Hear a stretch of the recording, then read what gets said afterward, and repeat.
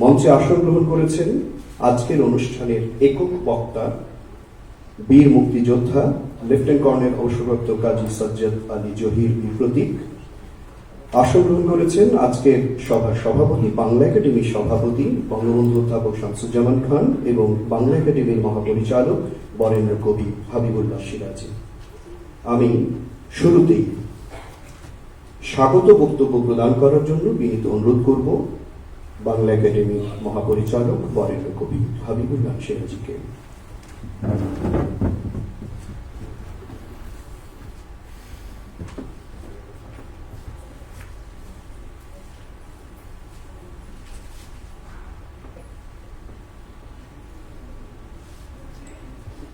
সুপ্রভাত।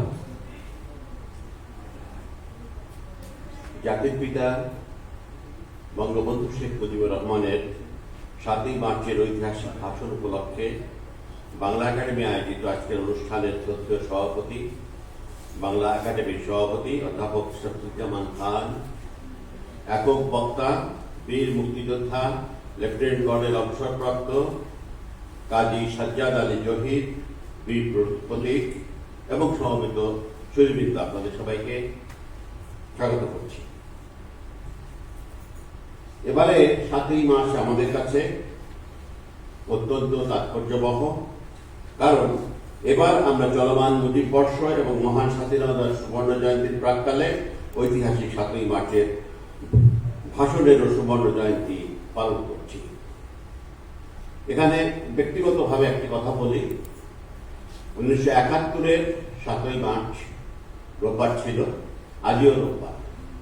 এটা কাকতালীয়ভাবে হলেও, আর আপনাদের সঙ্গে আমি একটা জিনিস শেয়ার করতে চাই, সেটা হলো 1971-এর 7ই মার্চ আমার সৌভাগ্য হয়েছিল বঙ্গবন্ধুর সেই ভাষণটি উপস্থিত থেকে শোনা।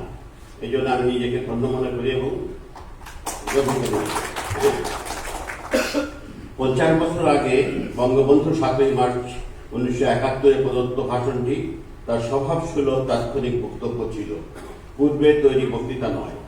এটিকে অনেকেই রাজনৈতিক কবিতা বলে থাকেন। তুলনা করা হয় Abraham Lincoln, Winston Churchill, Martin Luther king এবং প্যারিক্লিসের মহতী যুগান্তকারী ভাষণগুলোর সঙ্গে। এর মহত্ব ও বিরাটত্বের কারণে 2017 সনের অক্টোবরে জাতিসংঘের শিক্ষা, বিজ্ঞান ও সংস্কৃতি বিষয়ক অঙ্গ সংস্থা ইউনেস্কো বঙ্গবন্ধু 7ই মার্চের অসাধারণ ভাষণটিকে পৃথিবীর অন্যতম ওয়ার্ল্ড ডকুমেন্টারি হেরিটেজ হিসেবে স্বীকৃতি দিয়ে স্বাধীনতাকামী বাঙালি জাতিকে এক অনন্য উচ্চতায় নিয়ে গেছে। ভাষণটির অসাধারণত্ব, স্বতঃস্ফূর্ততা, নির্ভীকতা, সম্যক উপলব্ধি ও তেজস্বী উচ্চারণ প্রকৃতপক্ষে বাঙালি জনগণের প্রথমবারের মতো স্বাধীনতার চরম ও পরম আকাঙ্ক্ষাকে বাগ্ময় করে তোলে।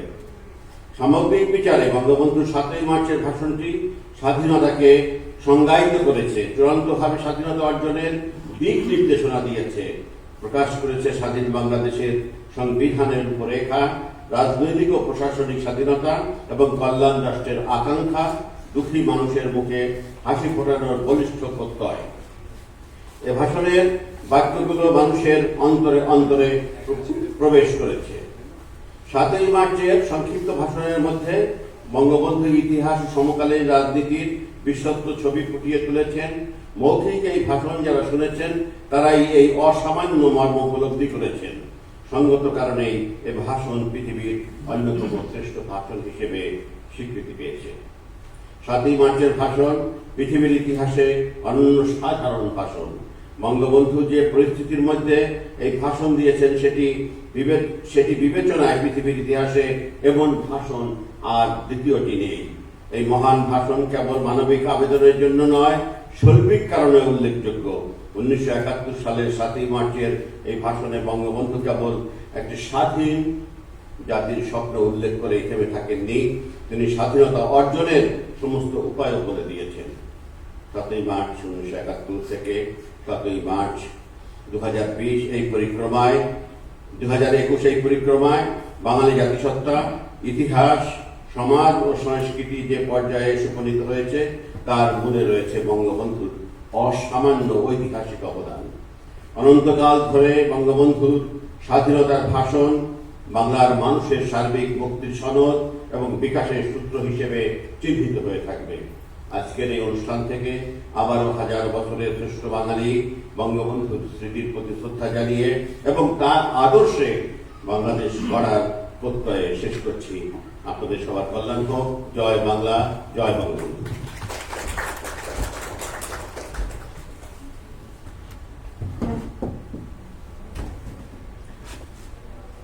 সাতই মার্চের ভাষণে কি ছিল বোঝো নাই?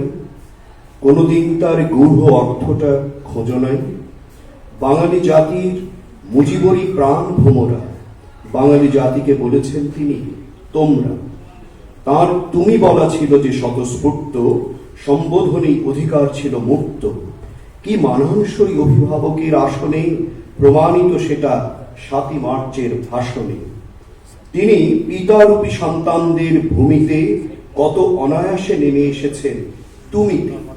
বঙ্গবন্ধু কথা বলতেন যেভাবে, আর কোন নেতা সাহস করেনি সেভাবে। সুধীমণ্ডলী, এবারে আমরা শুনব ঐতিহাসিক সাতই মার্চের ভাষণের উপরে একক বক্তৃতা প্রদান করবেন বীর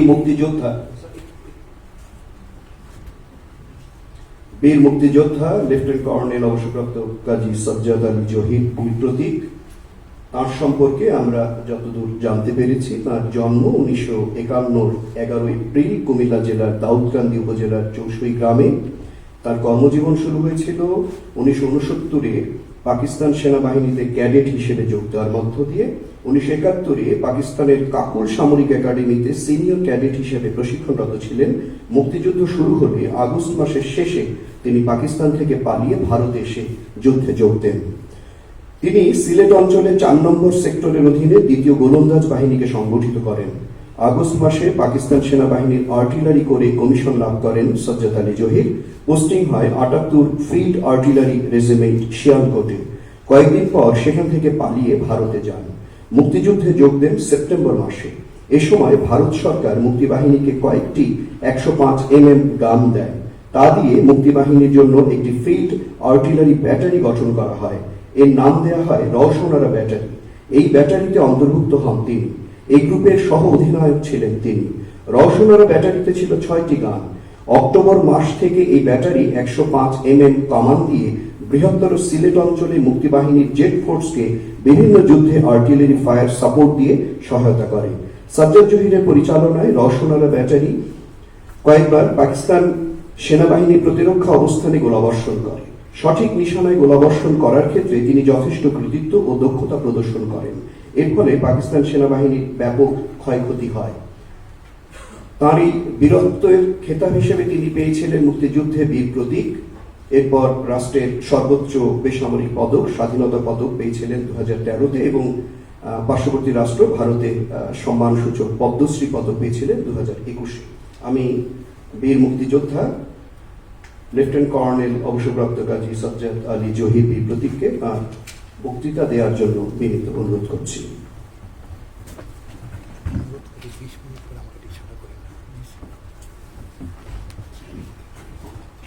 সবাইকে প্রীতি শুভেচ্ছা, আসসালামু আলাইকুম। প্রথমেই আমার বায়োডাটা সঠিক হয়নি, বিনীত নিবেদন করব ভবিষ্যতে যার বক্তার বায়োডাটাটা একটু চেক করে নেবেন। কারণ রওশনারা ব্যাটারি বলে কোনো কিছু ছিল না। এটা একটা তাত্ত্বিক বিষয় ছিল, একটা প্রোপাগ্যান্ডার বিষয় ছিল। ইতিহাস অনেক অংশে নির্বাক, তাদেরকে সবাক করে তুলতে হবে আমাদের একত্রে প্রতিষ্ঠার মাধ্যমে। ধন্যবাদ আপনাকে। বক্তব্য স্বল্প করার চেষ্টা করব।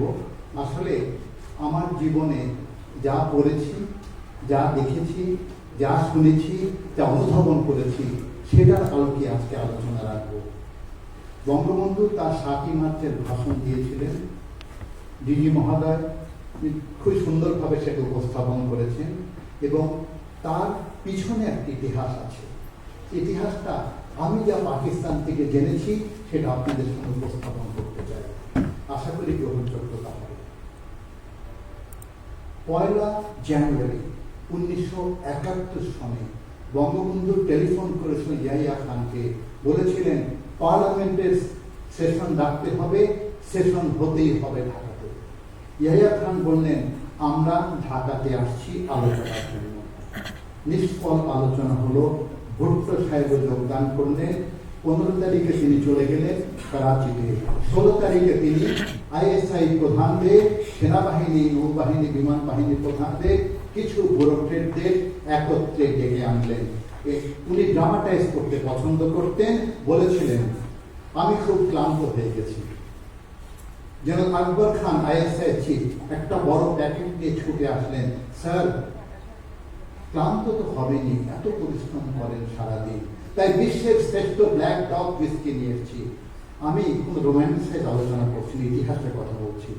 ইয়াহিয়া খান বললেন এইটা আমি পরে পান করব সবাই মিলে, কিন্তু এইটা পান করব, তোমাদের একটা কাজ করতে হবে। কি কাজ? চলো আমরা সবাই একত্রে পাখি শিকার করতে যাই। কোথায় যাবেন তোমাদের জানিয়ে দিচ্ছি, শুধু মিডিয়াকে বলে দাও আমরা পাখি শিকার করতে যাব।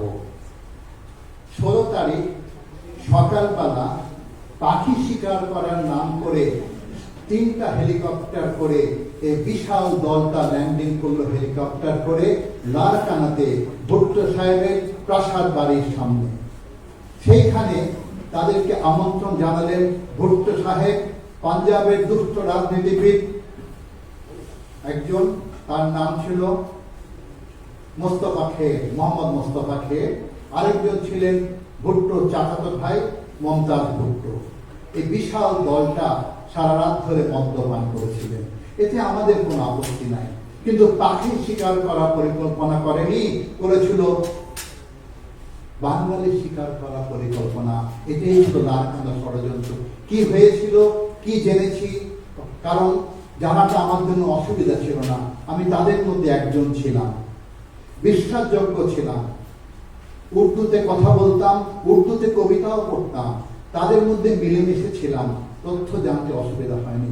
প্রথমে আলোচনা হলো শেখ মুজিব এবং বাঙালি বড়বার বেড়ে গেছে, বাঙালির নেতা বলছে পার্লামেন্ট সেশন হতেই হবে ঢাকাতে। অর্থ হচ্ছে মুজিব যখন পার্লামেন্ট সেশন ডাকবে, লক্ষ মানুষ সেই সেশনের সামনে আসবে এবং তাকে সাহস যোগাবে। প্রথম দিন মুজিব হবে প্রধানমন্ত্রী, দ্বিতীয় দিন ক্যাবিনেট ফর্ম করবে, আমাদের কোনো অবস্থান থাকবে না। তৃতীয় দিন সে 6 দফা পাস করিয়ে দিবে। 6 দফা সম্বন্ধে আমাদের খুব আপত্তি আছে, বেশি আপত্তি আছে 6 নম্বর দফা নিয়ে, সেটা ছিল মিলিশিয়া বাহিনী গঠন করো। তারা বলল আমাদের 6টা মিলিশিয়া বাহিনী আছে, ঝেলাম রেঞ্জার্স, রাবি রেঞ্জার্স, সাতরের rangers, northern scout, Tochi scout, Thal scout. বাংলার কোনো মিলিশিয়া বাহিনী নাই। মুজিব প্রথমবারের মতো লক্ষ লক্ষ বাঙালিকে নিয়ে মিলিশিয়া বাহিনী গঠন করবে, তারা হবে সম্পূর্ণভাবে মুজিবের সৈনিক। বর্তমানে বেঙ্গল রেজিমেন্ট ইপিআর এর 25% পাঞ্জাবি পাঠান আছে, কমান্ডিং অফিসার বেশিরভাগ আছে বাঙালি পাঠান অথবা পাঞ্জাবি, তাই আমরা সেটা করতে দিতে চাই না। এখন মুজিব বলছে সমান অধিকারের কথা, তার মাধ্যমে 56 ভাগ সেনানো বিমান বাহিনীতে এবং আইএসআই এ সিভিল সার্ভিসে তারা ঢুকিয়ে দিবে, আমরা অধিকার বঞ্চিত হব। আমাদের ক্ষমতার কেন্দ্রবিন্দু হচ্ছে আইএসআই এবং সেনাবাহিনী। তারপর তারা বলল আরো খারাপ কাজ করবে মুজিব, রাজধানী নিয়ে যাবে ঢাকাতে, তার জন্য পার্লামেন্ট সেশন বলছে ঢাকাতে। বারবার সে পার্লামেন্টে 56 55 বলেছিল ঢাকায় রাজধানী করতে হবে, ঐতিহাসিক শহর ঢাকা মোগলদের রাজধানী। তখন কি হবে তারা আলোচনা করছে। এখন যদি 100 কোটি টাকা বাজেট হয়, 30 পায় পশ্চিম, 30 পায় পূর্ব সমান, বাকি 40 পায় সেন্ট্রাল ইসলামাবাদ, তারা পায় 70, আমরা পায় 30। ঢাকা রাজধানী হলে উল্টা হয়ে যাবে, আরেকটা ব্যাপার হবে। মুজিব বলেছে যে উইং যত এক্সপোর্ট করবে তারা ততই পাবে, কিন্তু তারা বলছে এটা আমরা হতে দিতে পারি না। 60% বৈদেশিক মুদ্রা বাঙালিরা অর্জন করছে, পাট, চামড়া, চা, চিনি বিক্রয় করে, আর আমরা করছি 40%, কিন্তু টাকা সব ডলার সব চলে যাচ্ছে ইসলামাবাদের সেন্ট্রাল ব্যাংকে। সেন্ট্রাল ব্যাংক হবে ঢাকাতে, সেখানেই চলে যাবে সেগুলো। তখন তারা বলল যে আমরা আর কোনোদিন ক্ষমতা আসতে পারবো না, পাঠান, বেলুচি, সিন্ধিরা মুজিবের সঙ্গে লাইন করে ফেলছে। 23 বছর আমরা তাদের গোলাম বানিয়ে রেখেছি। আমার ভাই বোনেরা, পাকিস্তানিরা আমাদেরকে আব্দুল বলে সম্বোধন করত। আব্দুল অর্থ ছিল নগর, নগর ছিল চাকর। তারা বলল 100 বছর মুজিব এবং তার সন্তানরা আমাদের চাকর বানিয়ে রাখবে, আমরা এটা সহ্য করতে পারি। কি করতে হবে? সেনাবাহিনী সবসময় পূর্বের অভিজ্ঞতার আলোকে কাজ করে। বেলুচিস্তানে একই রকম ঘটনা হয়েছিল। বেলুচিরা বলছিল তাদের হলো সবচেয়ে বড় প্রদেশ, সবচেয়ে মিনারেল রিসোর্স আছে তাদেরকে, তারা সমান অধিকার চাচ্ছিল। আমরা অধিকার দেইনি তাদেরকে। লক্ষ লক্ষ সৈন্য পাঠিয়েছিলাম, টিক্কা খানকে অধীনে পাঠিয়েছিলাম, তারা সেইখানে গণহত্যা করলো। বিশ্ব বিবেক জাগ্রত হয়নি। America, China, middle east, Europe আমাদের পক্ষে আছে, আর বিদেশি সমস্ত সাংবাদিক বিদায় করে দিয়েছিলাম। সেই একই কাজ করতে হবে বাংলাদেশ। টিক্কা খানকে পাঠাতে হবে, লক্ষ সৈন্য পাঠাতে হবে, বিদেশি সাংবাদিক বিদায় করে দিতে হবে, এবং তার মাধ্যমে একটা অপারেশন প্ল্যান বের করতে হবে, যেটা ছিল অপারেশন সার্চলাইট। তারপরে কি হবে? বাঙালির সংখ্যা কমিয়ে দিতে হবে, এবং বাঙালির সংখ্যা কমিয়ে দিব কেমন করে? অপারেশন প্ল্যানের মাধ্যমে শহরের দিকে হত্যাকাণ্ড শুরু করবে। বাঙালি ভীরু কাপুরুষ জাতি, তারা প্রতিরোধ যুদ্ধ করবে না, তারা যুদ্ধ করতে পারে না, আত্মসমর্পণ করবে। গ্রামে গ্রামে আমরা ছড়িয়ে পড়বো, যত ইচ্ছা মানুষ মারতে থাকবো, তখন কোটি কোটি লোক পাশের দেশে পালিয়ে যাবে। 3.5 বছর একটা পরিকল্পনা করলে তাদের সংখ্যা হয়ে যাবে 35%, আমরা হবো 65%। তারা আর কোনদিন মেজরিটি হতে পারবে না। সুন্দর পরিকল্পনা। তারপরে পরিকল্পনা আরেকদিকে চলে গেল। বাঙালির একটা গোষ্ঠী আছে, এদেরকে বলা হয় বুদ্ধিজীবী গোষ্ঠী। তারা মুজিবকে বুদ্ধি দেয়, মুজিবের তত্ত্ব প্রচার করে নেয়। তারা জীবিত থাকলে বাংলার মাটিতে আবার তারা আন্দোলন গড়ে তুলবে। তখন কি করতে হবে? বুদ্ধিজীবীদের কেটে ফেলতে হবে। তারা তো খুব বুদ্ধিমান, তাদের কাটবে কে? আমাদের একজন খুবই চালাক জেনারেল আছে, নাম তার রাও ফরমান আলী, তাকে কাজটা দিলে কাজটা হয়ে যাবে। তারপরে হলো এখন থেকে আমরা বাংলা নিজেরা শাসন করব। নাজাম ইসলাম, জামাত ইসলাম, মুসলিম লীগ, বিহারি সম্প্রদায় আমাদের পক্ষে দাঁড়াবে। তাদের সন্তানদেরকে আমরা ডিফেন্স ফোর্সেসে নিয়ে নেব। প্যারামিলিশিয়া বাহিনী গঠন করব, নতুন বাহিনী, পবিত্র ইসলামের বাহিনীগুলির নামকরণ করব, আল বাদর, আল শামস, রাজাকার বাহিনী। তাহলে আমরা পরিপূর্ণভাবে কাজ করতে পারবো। যেন আকবর খান আইএসআই চিফ দাঁড়িয়ে গিয়ে বললেন, একটা প্রবলেম আছে স্যার। কি প্রবলেম আকবর? বলো। ইয়াহিয়া খান বললেন, স্যার আমাদের সৈনিকরা, লক্ষ লক্ষ সৈনিকরা যাবে বাংলাতে, তারা সবাই বয়সে তরুণ এবং যুবক। আমার মারা আছেন অনেকে, আমাকে ক্ষমা করে দিয়েন সত্য কথা বলার জন্য। তারা যুবক এবং তরুণ, কিছুদিন পরে তাদের শরীরের প্রয়োজন দেখা দেবে। তাদের পরিবারটাকে পশ্চিম পাকিস্তান পরিবার নিয়ে যেতে পারবে না, বাংলা ডিক্লেয়ার করা হবে অপারেশনাল এরিয়া। তখন কি করবে? সেই বুদ্ধিটা আমাদের আছে। তারা বলল, করাচি বিমানবন্দর, করাচি নৌবন্দরে সৈনিকদের বসানো হবে এম্বার্কেশনের পূর্বে। রেজিমেন্টের মৌলানারা বেশিরভাগ পাঞ্জাবি, লম্বা দেখতে, ফর্সা দেখতে, সাদা সাদা দাড়ি, লম্বা লম্বা পাগড়ি পরা, তারা ওয়েল রেসপেক্টেড, তারা ফতোয়া দেওয়ার যোগ্য। তারা ফতোয়া দিয়ে দেবে, বলবে, আমার ভাইরা, সৈনিক ভাইরা, তোমরা সবাই জিহাদে যাচ্ছ। যত পুরুষ দেখবে বাংলাদেশে সব মুনাফিক, বিধর্মী, চরিত্রহীন। নাম বলবে সালাম, বরকত, সফিউর জব্বার, এগুলি কোড নেম, আসলে এটা তার নাম, ওরা অন্য ধর্মের ব্যক্তি। তাদেরকে হত্যা করলে তোমাদের কোনো গুনাহ হবে না।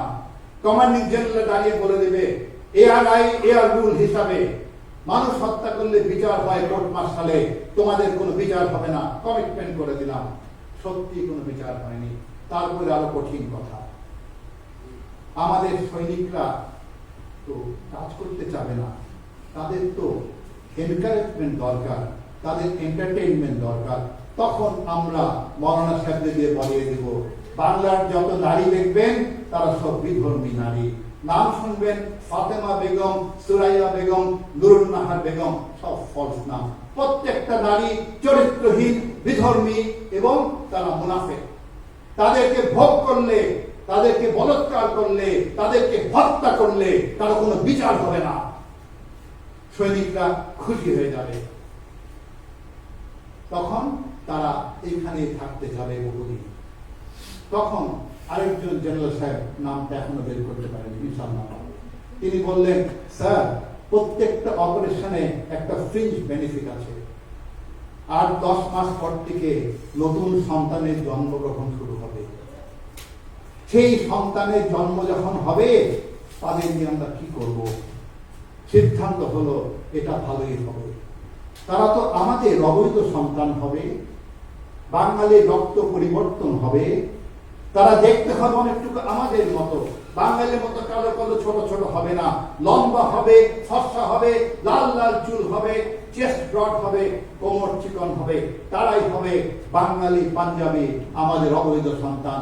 আমাদের এই দেশটা শাসন করতে তারা আরো আমাদেরকে সাহায্য করতে পারবে। এই কথাগুলো শুনে রাখবেন, সংক্ষেপে বললাম। বঙ্গবন্ধু ব্যাপারটা জেনেছিলেন। আমি 3 জন ব্যক্তির নাম জানি যারা বঙ্গবন্ধুকে তথ্য দিতে পেরেছিলেন। বঙ্গবন্ধু বলেছিলেন, আমি ব্যাপারটা বুঝতে পারছি, তোমরা খেয়াল রেখো, আমাদের সতর্ক থাকতে হবে। ৭২ সালে যখন বঙ্গবন্ধু আমাকে একবার প্রথমবারের মতো ডেকে নিয়ে গেছিলেন এপ্রিল মাসে, আমি বিনীতভাবে জিজ্ঞেস করেছিলাম, বঙ্গবন্ধু পাকিস্তানের ঘটনাটা শুনেছি, আপনি সব জেনেছিলেন না? উনি হেসে দিলেন, কি জেনেছ? আমি যখন নেতা, জানতে হবে না? তখন তার সামনে মাত্র 2টো অবস্থান ছিল, 2টো রাস্তা। প্রথম রাস্তা ছিল পাকিস্তানের সামনে গিয়ে আত্মসমর্পণ করে দাও, হ্যান্ডস আপ, আমরা ক্ষমতা চাই না, আব্দুল হয়ে থাকবো, পায়ের কাছে বসে থাকবো, শুধু আমাদেরকে হত্যা করেন না, বলৎকার করেন না, বাঁচতে দিন শুধু। আরেকটা সামনে ছিল রাস্তা, তিনি ইতিহাস করেছেন। এই বাংলার মাটিতে 1000 বছর সংগ্রাম হয়েছে। আমরা পাঠানদের বিরুদ্ধে, মোগলদের বিরুদ্ধে, ব্রিটিশদের বিরুদ্ধে কত সংগ্রাম করেছি আমরা। বাংলার কৃষক বিদ্রোহ বঙ্গবন্ধু বারংবার করেছে, বেশি করেছেন আগরতলা মামলায় থাকার সময়, সেই বইয়ের তালিকাটা আমি লিখেছিলাম। হাজী শরীয়তুল্লাহ, শামসের গাজী, মহাবীর তিতুমীর, এর পরবর্তীতে তৃতীয়তা ওয়াক্তেদার, মাস্টার সূর্য সেন, নেতাজি সুভাষ বোস, প্রফুল্ল চাকি ইতিহাস তিনি জানতেন। তিনি বাংলার মানুষের প্রাণ শক্তিকে বিশ্বাস করতেন, তাই তিনি সিদ্ধান্ত নিয়েছিলেন এদেশে মানুষকে একত্রিত করতে হবে। জাতি কোনোদিন একত্রিত হতে পারেনি বলে এই জাতি কোনোদিন যুদ্ধে জিততে পারেনি।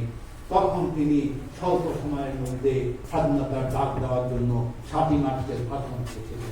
ইতিহাসের মহানায়ক, মহাসেনাপতি হিসাবে তার সামনে উপবিষ্ট প্রায় 10 লক্ষ বাঙালিকে সেদিন বলেছিলেন, এবারের সংগ্রাম আমাদের মুক্তির সংগ্রাম, এবারের সংগ্রাম স্বাধীনতার সংগ্রাম। তাদেরকে ভাতে মারবো, পানিতে মারবো, গেরিলা যুদ্ধ, প্রত্যেক ঘরে ঘরে দুর্গ গড়ে তুল, গেরিলা যুদ্ধ। মনে রাখবেন ভাই বোনেরা, বঙ্গবন্ধু অনেক পড়াশোনা করতেন, জ্ঞানী ব্যক্তি ছিলেন। তিনি জানতেন পাঞ্জাবি সৈনিকরা, পাঠান সৈন্যরা কাশ্মীরের পাহাড়ে, ফ্রন্টিয়ার প্রভিন্সের পাঠানে, বেলুচিস্তানের ডেজার্টে, পাঞ্জাবের প্লেনে যুদ্ধে তারা পরিদর্শী। বাংলার কাদামাটি হাওর নদী নালাতে তারা যুদ্ধ করতে পারে না, তাদের জলাতঙ্ক হয়ে যাবে, তারা সাঁতার কাটতে পারে না। যত অস্ত্র তারা পেয়েছে বিদেশ থেকে, সবগুলো পাকিস্তানের প্লেনে ডেজার্টের জন্য suitable, not suitable for Bengal. তাই তিনি এই গরিলা যুদ্ধের ডাক দিয়েছিলেন। সেটাই ছিল জনযুদ্ধ এবং গণযুদ্ধটা। আরেকটা কথা বলতে চাই, ঐতিহাসিক জ্যাকব ফিল্ড তার বই we shall fight them on the beaches, চার্চিলের সেই ফেমাস উক্তির থেকে তিনি বলেছিলেন, 41টা ভাষণ তিনি লিপিবদ্ধ করেছিলেন, তার মধ্যে বঙ্গবন্ধুর ভাষণটা আছে। সেদিন বঙ্গবন্ধু 7ই মার্চে যখন ভাষণ দিচ্ছিলেন, এইসব বিশাল নেতারা হয়তো অনেক উপরে থেকে তার উপর পুষ্প বর্ষণ করছিলেন, তাদের থেকে তিনি উপরে উঠে গেলেন। কারণটা কি? আমরা তো জানি সেসব ভাষণ কথা। এডমন্ড বার্কের ভাষণ, প্যাট্রিক হেনরির ভাষণ, give me liberty or give me death, Abraham লিঙ্কনের ভাষণ, জন এফ কেনেডির ভাষণ, মার্টিন লুথার কিংয়ের ভাষণ, গাজী সালাউদ্দিনের ভাষণ, জেরুজালেমের বিজয়ের পূর্বে, সেই সব ভাষণগুলো সবাই তারা দিয়েছিলেন সুরক্ষিত অবস্থান থেকে। আমরা ভুলে যাচ্ছি বঙ্গবন্ধু যখন ভাষণ দিচ্ছিলেন তার পূর্বে তিনি জানতেন আইএসআইরা গ্রেনেড নিক্ষেপ করবে, বিশৃঙ্খল সৃষ্টি করবে সেই ভাষণের মধ্যে, তাই তিনি সতর্ক ছিলেন। তারপরে কথা শুনুন আপনারা। ডিপ্লয়মেন্ট অফ পাকিস্তানি ট্রুপস, একটা ব্রিগেড সৈন্য ছিল, 13 frontier force regiment, 32 Punjab regiment, 18 Punjab regiment, 31 field regiment, 4টা ট্যাঙ্ক, 18টা হেলিকপ্টার, 16টা বিমান বাহিনী এয়ারক্রাফট, সবাই রেডি ছিল টার্মেকের মধ্যে। যদি তিনি স্বাধীনতার ঘোষণা দিয়ে দেন সঙ্গে সঙ্গে আক্রমণ করা হবে। কিন্তু বঙ্গবন্ধু সবই জানতেন। পাকিস্তানের নাকের ডগায় থেকে স্বাধীনতার ডাক দিয়ে গেলেন, তারা বুঝতে সময় লাগলো, জাতি একত্রিত হয়ে গেল এবং এর মাধ্যমে শুরু হলো জাতির প্রস্তুতির ব্যাপার। আসল কথা হচ্ছে বঙ্গবন্ধুর ভাষণের পরে ইমপ্লিকেশনটা আমাদের একটু বুঝতে হবে। দেখতে পাচ্ছি আমরা 23শে মার্চে শাহেদ আলী কসাই সম্মানীপুর গ্রামে সেই ভাষণ থেকে 9 তারিখ থেকে এসে প্রশিক্ষণ শুরু করেছিল। লেফটেন্যান্ট আব্বাস এবং 4 জন সৈনিক যারা তার গ্রামে লুট করতে এসেছিল তাদেরকে হত্যা করা হয়েছিল। গ্রামের লোকদের বলেছিল জাতির পিতা বলে দিয়ে গেছে আমাদেরকে, তাদেরকে আক্রমণ করলে তাদের প্রতিরোধ করতে হবে। আমি তার সেই কর্মকাণ্ড, তার সেই নির্দেশনা মেনে চলছি। সেই ছিল মুক্তিযুদ্ধের প্রথম গেরিলা সফল অধিনায়ক। তারপরে তার কঠিন ফলাফল পেতে হয়েছে। পাকিস্তানে তাকে ধরতে পেরেছিল, তার চোখগুলো বেনেট দিয়ে উঠিয়ে দিয়েছিল, শেষ হলো না। তার শরীরটাকে 12 মাইল জিপে টেনে নিয়ে গিয়ে একটা মাংসপিণ্ড হয়ে গেছিল। তার বাড়িতে গেছিল, তার 2 স্ত্রী ছিল, আসলাতুন নেসা, তাকে রাইফেলের বাট দিয়ে বাড়ি দিয়েছিল মাথার মধ্যে। 13-14 বছর তার কোনো জ্ঞান ছিল না। আমরা পরে তাকে চিকিৎসা দিয়ে ভালো করেছি। আরেকটা মেয়ে আর তার ওয়াইফ ছিল, তার নাম ছিল তার কমলা বিবি। 7 জনের সুন্দরী কমলা সুন্দরী, তাকে বলাৎকার করে হত্যা করা হয়েছিল। পরিশেষে শুধু বলতে চাই, সেদিন 7 মার্চের একটা নির্দেশ থেকে কিভাবে একটা দেশ হয়ে গেল সেটা আমাদের দেখতে হবে।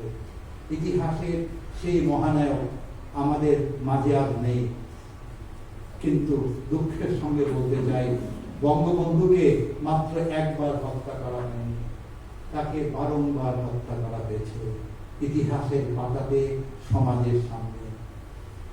কিন্তু একটা আশার বাণী বলতে চাই, they have cut the flowers but could not keep the spring from coming. Flower হচ্ছে ফুল, বঙ্গবন্ধু ছিল আমাদের ফুল। তার সন্তান শেখ হাসিনার হাত ধরে বসন্ত চলে এসেছে। They have cut the flowers but could not keep the spring from coming. সেই বসন্তের পথ অনুসরণ করে একটা ভালো দেশ গড়ে তুলব। চলুন আমরা চেতনা জাগ্রত করি, বিবেককে জাগ্রত করি, ঘুমন্ত আত্মাকে জাগ্রত করি এবং ইতিহাসের মুখোমুখি হই। ইতিহাস হচ্ছে বঙ্গবন্ধুর জীবনের ইতিহাস, তার কঠিন পরিশ্রমের ইতিহাস, তার দেশপ্রেমের ইতিহাস, তার 7 মার্চের ভাষণের ইতিহাস, তার 26 মার্চের স্বাধীনতার ঘোষণার ইতিহাস, লাখো শহীদের ইতিহাস, অত্যাচারের নারীদের ইতিহাস, শিশু হত্যার ইতিহাস, গণহত্যার ইতিহাস, মুক্তিযোদ্ধাদের বীরত্বের ইতিহাস, সব ইতিহাস স্মরণ করি আমরা এবং একটা ভালো দেশ গড়ে তুলি, যে দেশের স্বপ্ন বঙ্গবন্ধু জাতির জনক দেখেছিলেন। আমি কৃতজ্ঞ সভাপতি মহোদয় এবং ডিজি মহোদয়, আমার মতো সামান্য একজন মানুষকে আপনারা আজকে একক বক্তৃতা দেওয়ার সুযোগ করে দিলেন। সেই কথাই বললাম এবং কাগজ ছাড়াই বললাম, কারণ জাতির পিতা কোনোদিন কাগজ দেখে ভাষণ দেননি। জয় বাংলা, জয় বঙ্গবন্ধু।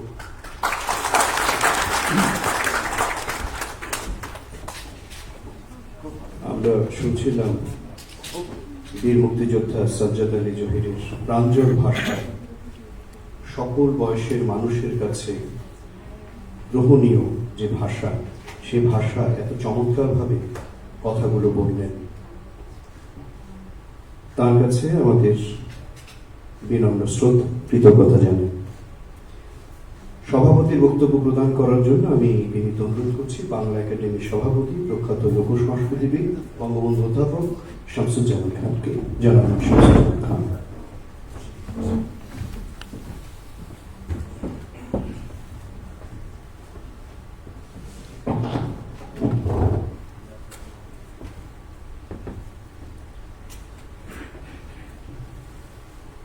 বঙ্গবন্ধুর স্মৃতির প্রতি শ্রদ্ধা জানিয়ে শুরু করি এবং সেই সঙ্গে সঙ্গে আমাদের মুক্তিযুদ্ধে 3,00,000 সন্তান প্রাণ দিয়েছে, 4 থেকে 5 লক্ষ নারী অপমানিত হয়েছে, লাঞ্ছিত হয়েছে, তাদের প্রতি আমার গভীর শ্রদ্ধা।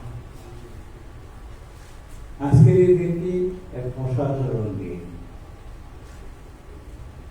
এইরকম দিন কোন জাতির ইতিহাসে যখন তখন আসে। এইরকম একটা দিন সৃষ্টি করার জন্য এমন একজন মানুষের প্রয়োজন হয়, যিনি দীর্ঘকাল ইতিহাসের ভেতর দিয়ে হেঁটে মানুষের সঙ্গে মেশে, তাদের সঙ্গে কাঁধ মিলিয়ে সংগ্রাম করে, নির্যাতন ভোগ করে, তারপর এরকম একটি দিনের স্বপ্নকে বাস্তবায়িত করতে। বঙ্গবন্ধু ছিলেন সেই রকম এক অসাধারণ মানুষ। টুঙ্গিপাড়ার এক প্রত্যন্ত অঞ্চল, একেবারে নিরেট গ্রাম, সেই গ্রাম থেকে একজন মানুষ এইভাবে উঠে এলেন। ভাবা যায় কত সাধনা, কত আত্মত্যাগ, কত পড়াশোনা, কত চিন্তা চেতনা, তারপরই এইরকম একটি অভিজ্ঞতা সম্ভব হয়। সেই কথাগুলো আজকে সূচনা বক্তব্যে আমাদের মহাপরিচালক সুন্দর করে বলবার চেষ্টা করেছেন এবং খুব উদ্দীপনাময় ভঙ্গিতে একটা উপস্থাপন করলেন কর্মের সাথে সাজেদা জহির। দুজনের প্রতি আমি শুভেচ্ছা এবং অভিনন্দন জানাই। চমৎকার দুটি বক্তব্যের মধ্য দিয়ে আজকের এই আলোচনা সভার যে সুরটি কেটে দেওয়া আজই চমৎকার করে বেঁচে দিয়েছে। আমার আগে বাংলা একাডেমির সভাপতি ছিলেন আমার স্যার মাইসুর রহমান, সংক্ষেপে বক্তৃতা করতেন, কিন্তু সংক্ষেপে তিনি অনেক কথা বলতে পারছেন। আমার সেই ক্ষমতা নাই, তবে আমিও চেষ্টা করি সংক্ষিপ্তভাবে আমাদের কিছু বলার জন্য। এই ভাষণ নিয়ে তো বোধহয় প্রথম আনুষ্ঠানিক দীর্ঘ লেখা আমি লিখেছিলাম মাননীয় প্রধানমন্ত্রীর সভাপতিতে, যেটি বাংলা একাডেমির বই বঙ্গবন্ধু স্বাধীনতাতে বহুমাত্রিক ভাষণ, তার মধ্যে অন্তর্ভুক্ত আছে। অত বেশি কথা বলবো না, নতুন যে একটা কথা বলি।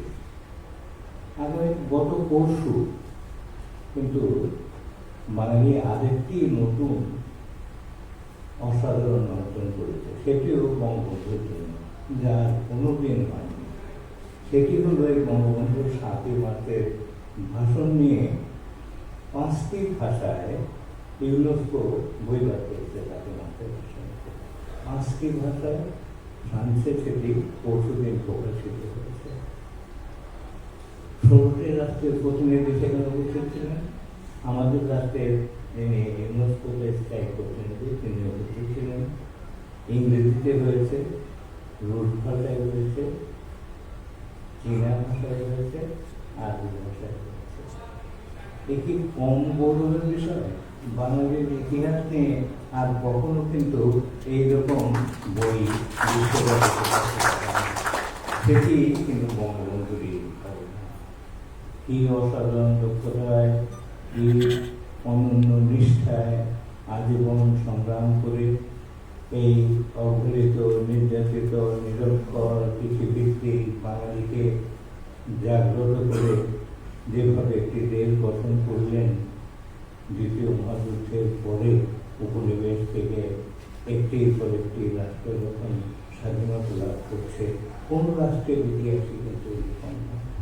আমরা বিয়ারবার কথা জানি, নাইজেরিয়া, তারাও স্বাধীনতা কামনা করেছিলেন, সংগ্রাম করেছিলেন, সফল হতে পারে না, কিন্তু আমরা সফল হয়েছি। এবং একমাত্র সফল দেশ যে সংগ্রাম করে মুক্তিযুদ্ধের মাধ্যমে এই কোনটি রাষ্ট্র প্রতিষ্ঠা করতে পেরেছে। আমাদের এই দক্ষিণ এশীয় মহাদেশে আর কোনো দেশের কিন্তু এইরকম গৌরব নেই। তারা উপনিবেশবাদী শাসকদের, কর্তৃত্ববাদী শাসকদের সঙ্গে টেবিল বসে ভাগ বাটোয়ারা করে স্বাধীনতা অর্জন করেছে।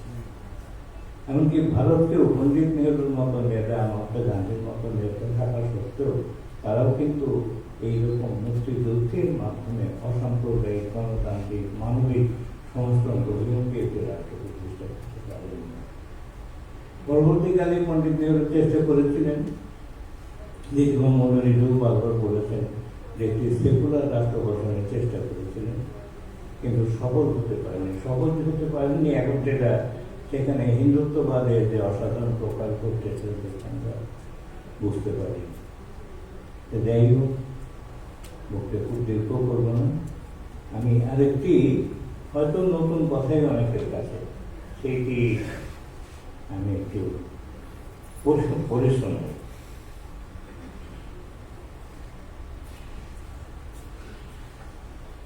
বঙ্গবন্ধু মেমোরিয়াল লেকচার দেওয়া হয়েছিল 2094। এটা দিয়েছিলেন পিটার শোর, লন্ডনে, বিখ্যাত রাজনীতিবিদ এবং পার্লামেন্ট সদস্য। তিনি দ্বিতীয় মহাযুদ্ধের পর মৃত্যু বাহিনীর মাধ্যমে যে বিজয় অর্জিত হল গণতন্ত্রের, স্বাধীনতার, সেখানে চার্চিলের ভূমিকার সঙ্গে বঙ্গবন্ধুর ভূমিকা একটা তুলনা করেছেন। তিনি কি বলছেন? তিনি বলছেন, Winston Churchill, Britain's great wartime leader and prime minister, once said of his own role in winning the war. তিনি বলছেন, it was the nation that had the lion heart. I had the luck to be called upon to give the road. ইংরেজ জাতি একটি সিংহ হৃদয় আছে, সেই হৃদয় দিয়ে তারা সংগ্রাম করে করে এমন একটা অবস্থা সৃষ্টি করেছিল, যার ফলে সেই সংগ্রামের প্রতীককে একটি গর্জনের মাধ্যমে প্রকাশ করার প্রয়োজন হয়েছিল। সেই গর্জনটা দিয়েছিলেন চার্চিল, উইনস্টন চার্চিল। এইটা বলে তিনি বলছেন,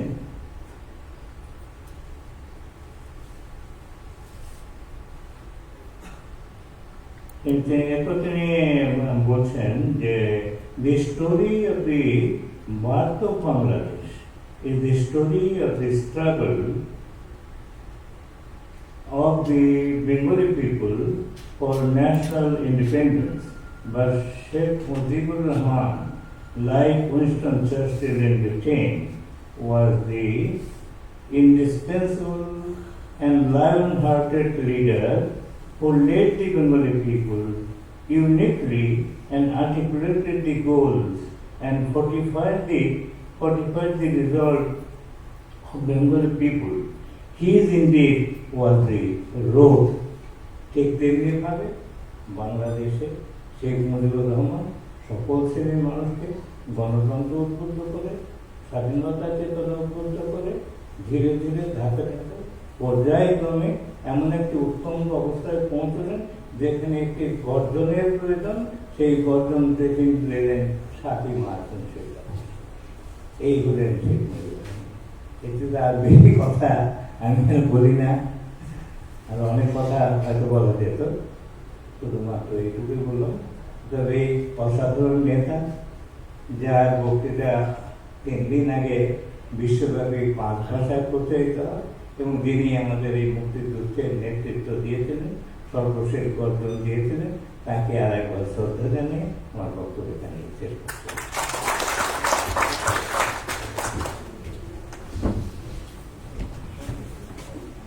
সভাপতির বক্তব্যের মধ্য দিয়ে আমাদের আজকের সভার সমাপ্তি টানছি। ভালো থাকবেন, সুস্থ থাকবেন, আপনাদের মঙ্গল কামনা করি। জয় বাংলা, জয় বঙ্গবন্ধু, বাংলাদেশ চিরজীবী।